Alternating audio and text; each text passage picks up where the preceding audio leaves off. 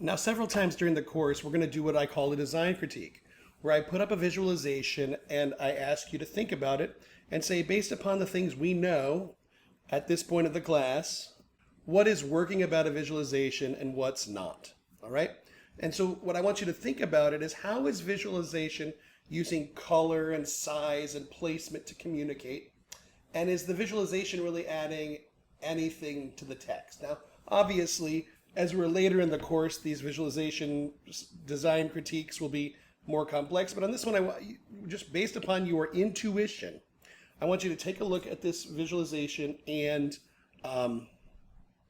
just think about how is it working for you. And here it is. So it's a graph about gun deaths in Florida. And the question is, what happened after 2005? And so I'm going to give you about a minute to think about this. You don't have to hit pause or anything, but take a look at this and decide what happened after 2005.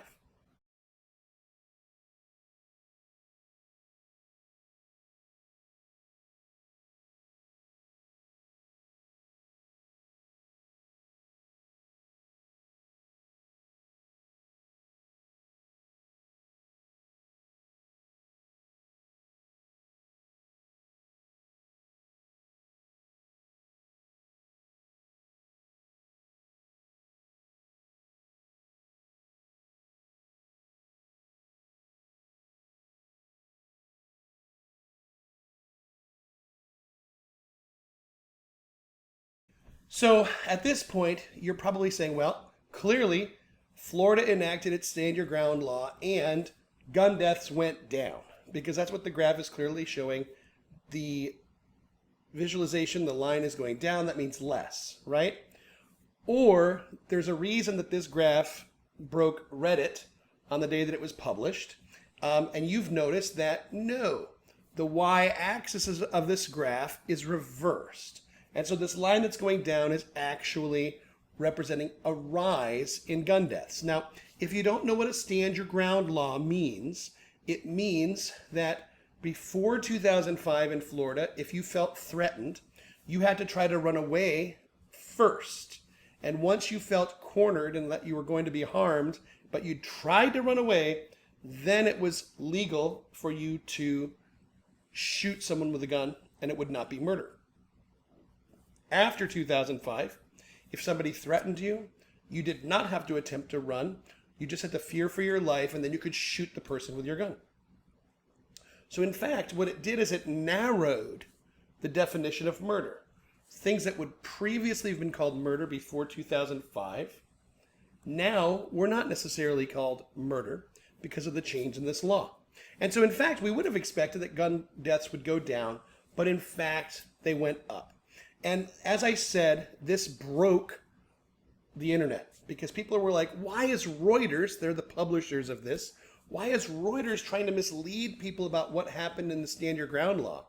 And who is this C. Chan and what did he do? Who's he working for that he's trying to mislead people? And like I said, it kind of broke the internet. We're going to come back to this slide several times as an example of what not to do, because what happened was C. Chan came onto the internet at about 2 in the afternoon and said, you know, I wasn't really trying to mislead people. I was trying to illustrate a particular point, and that point was more blood. So this graph was supposed to be like dripping blood, and it confused some people because when it was first published, people were saying, look how great the Stand Your Ground law is. Fewer people are being killed because people know that the person can shoot them. And so they won't attack people. But in fact, no, it was the opposite. Now, there's a lot of other interesting problems with this graph because at the top, it says gun deaths in Florida, but the next line, it says number of murders committed using firearms. Now, murders committed using firearms is not equivalent to gun deaths in Florida because gun deaths in Florida could include accidental shootings, could include justifiable shootings, can include suicides, etc. But again, we will return to this slide as an example of what not to do, because what it does is it violates the primal understanding of the viewer. We'll talk about this in a little while. We'll talk about this in another video. But people understand up to mean more and down to mean less because of what they've learned since they were children. And for that reason, we should not violate that. All right? So this visualization violates some of the basic principles of visualization that we'll cover in this class.